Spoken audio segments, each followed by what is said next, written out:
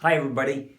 I wanted to bring back an old friend of mine from 25 years ago, practically, for Honeynut Cheerios. His name was Buzz the Bee, but they didn't want him buzzing. They wanted to just, he either looks like he got stuck in the ass with a pin or, uh, or this sardonic grin is frozen on his face. Either way, he was happy and giggly.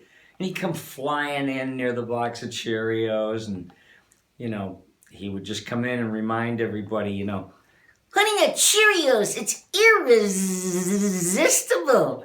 And I used to play with my throat like that because nobody cares what you do with your hand in a dark booth. And, it's just like he was famous. And then I did it for about a decade. I remember doing it about 25 years ago.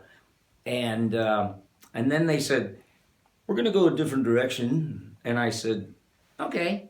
I never looked back. Let's put it that way. I didn't bemoan my fate when something didn't wind up for me to do, like a character or something. I just moved on all the time. And so they had like two other guys after me that did the character. And, and the guy who did it before I did it was named Arnold Stang, who was the voice of Top Cat. He was still around New York when I used to audition there, and I worked with him a few times. But he's pretty cool. And then let's bring it up to date. Actually, I started doing these almost 25 years ago, the M&M's commercials. There's Red. And they said, what kind of a voice you want to do? I remember John Lovitz was doing the voice of the red M&M, and John Goodman was doing the yellow M&M. And for some reason, it just, it didn't work out. It fell apart. So they were auditioning people, and they had me come in. Those were the days of endless callbacks. Well, they want to see you again. All right. Oh, great. Happy to go down there. And they want to see you again. It was like, oh boy, trial by fire. But it was worth it. It's like, I love doing this gig, and I've been doing it for, like I said, a long, long time. And it's part of the American landscape. But I had to give him a voice, and I just looked at his face. I thought about where John Lovitz had gone with it. He was like, wow.